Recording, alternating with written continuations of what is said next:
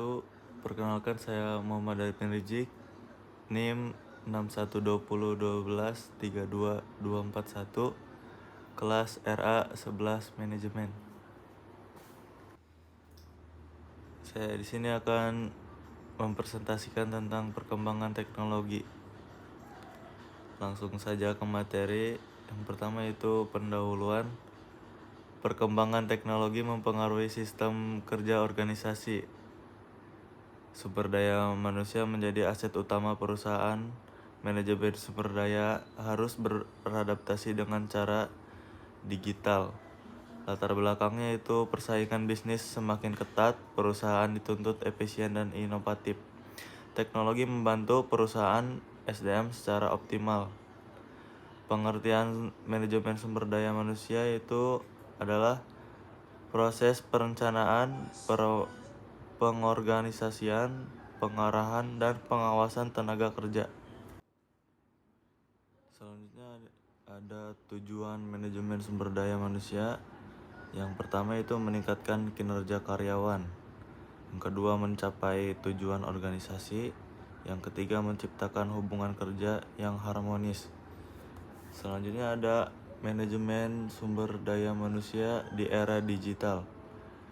Yang pertama menggunakan sistem berbasis teknologi. Yang kedua memproses lebih cepat dan akurat. Yang ketiga berbasis data dan sistem informasi. Selanjutnya ada perencanaan sumber daya manusia. Menentukan jumlah dan kualitas tenaga kerja menggunakan HRIS untuk perencanaan, menghindari kelebihan atau kekurangan karyawan. Selanjutnya ada analisis jabatan. Itu menentukan tugas dan tanggung jawab pekerjaan, menyusun job description dan job specification, disimpan secara digital.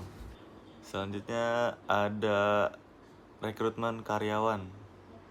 Rekrutmen karyawan dilakukan secara online. Selanjutnya ada rekrutmen karyawan. Rekrutmen karyawan dilakukan secara online atau rekrutmen dan bisa dilakukan secara offline. Menggunakan website dan media sosial dan menjangkau pelamar lebih luas. Selanjutnya seleksi karyawan. Seleksi administrasi digital, tes online dan wawancara virtual. Selanjutnya ada proses lebih efisien pelatihan karyawan. Pelatihan karyawan dilakukan melalui e-learning, webinar dan video pembelajaran, menghemat waktu dan biaya. Selanjutnya ada pengembangan karyawan.